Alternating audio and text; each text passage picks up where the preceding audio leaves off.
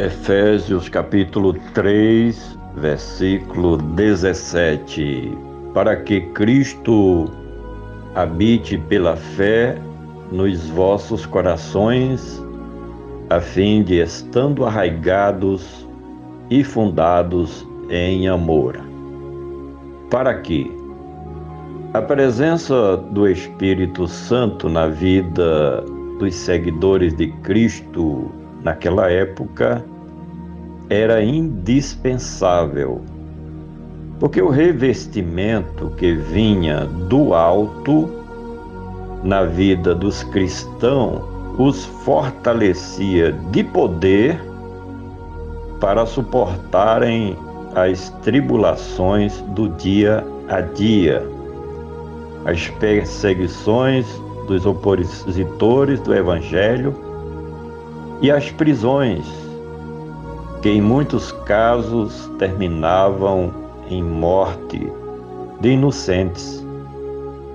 O poder ortogado pelo revestimento do Espírito Santo de Deus dava aos servos de Cristo força para suportarem as aflições e ousadia para propagarem o Evangelho das Boas Novas do Senhor Jesus Cristo, mesmo tendo que enfrentarem os perigos e a morte.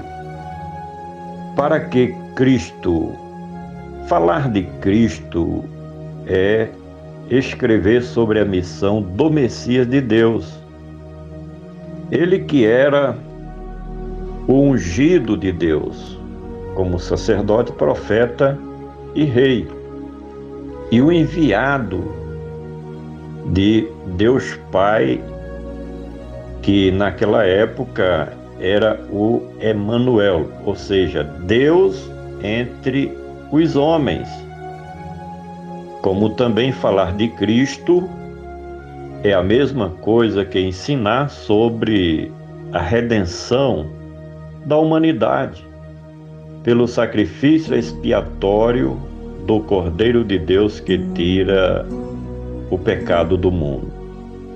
Cristo morreu em um sacrifício de propiciação para aplacar a ira de Deus sobre o mundo inteiro, sobre a humanidade, e assim produzir a reconciliação com todos, que resultou na paz universal. Paz esta que é derramada sobre a Igreja remida do Senhor Jesus. Para que Cristo habite. Sendo em forma de Deus, não teve por usurpação ser igual a Deus, mas aniquilou-se a si mesmo, fazendo-se semelhante aos homens. Filipenses capítulo 2, versículos 6 e 7. Essa expressão usada pelo apóstolo nos fala que o Verbo se fez carne e cumpriu a sua missão com sucesso absoluto. Porém, foi morto. No entanto, ressuscitou e subiu ao céu para se assentar à destra de Deus. Portanto, Cristo é um ser espiritual que habita na vida dos seus seguidores, porque Deus o vivificou com poder para nunca mais morrer. A presença de Cristo pode ser sentida no coração de todos aqueles que são os seus remidos. Para que Cristo habite em vós pela fé. Para que Cristo habite dentro do ser humano, entra em cena a fé daqueles que verdadeiramente creem no Filho de Deus e em sua missão redentora em prol de toda a humanidade, principalmente da sua igreja. Esta é a fé sobrenatural que se traduz por confiança plena nos feitos positivos da redenção realizada pelo Filho de Deus.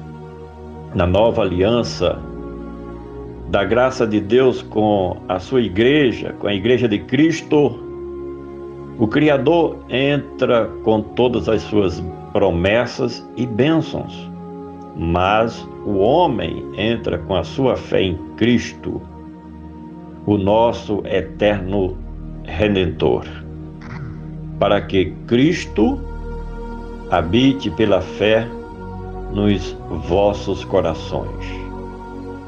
O escritor não está se referindo ao órgão principal do sistema circulatório do ser humano, chamado coração de carne, mas ele se reporta ao homem interior, ao ser humano essencial, a alma e o espírito do ser humano. Com isso, ele quer dizer que Cristo ocupa os principais motivos de nossa existência, bem como que com ele é que o Espírito Santo reina e governa sobre as nossas vidas. Com Cristo em nossa mente e pensamentos, seremos bem guiados pelo Evangelho da Verdade, conforme a direção do Espírito Santo de Deus, para que Cristo habite pela fé nos vossos corações, a fim de estardes arraigados.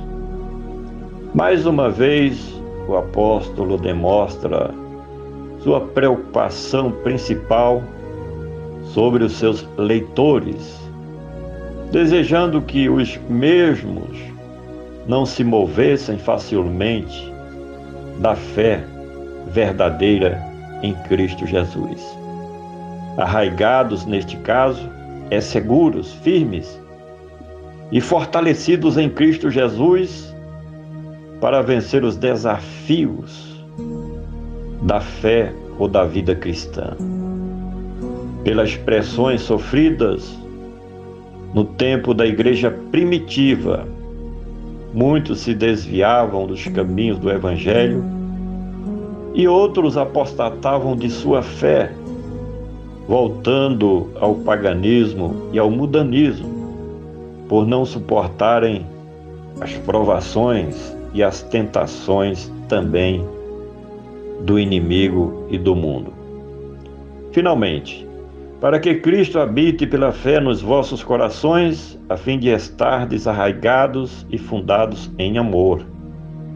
O escritor usa uma metáfora, quem sabe, de uma construção em que os alicerces ficavam fundados e firmes na rocha ou em terra firme. Neste caso da metáfora, o solo era o amor.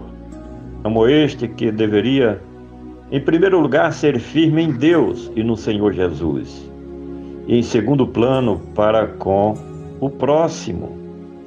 É nisto que consiste a legislação de Cristo e os parâmetros da nova dispensação ou nova aliança de Deus, que é justamente a aliança da graça divina com a igreja remida do Senhor Jesus Cristo. Portanto, o amor ágape e o amor filial é a essência da fé cristã, porque vivemos por fé e não por vista. O Espírito Santo está construindo tudo isto, a firmeza e o fundamento principal da nossa fé, que deve estar em Cristo Jesus pelo amor. Por gentileza, compartilhe este comentário com seus familiares, amigos e conhecidos. Vamos juntos semear a palavra do nosso Deus.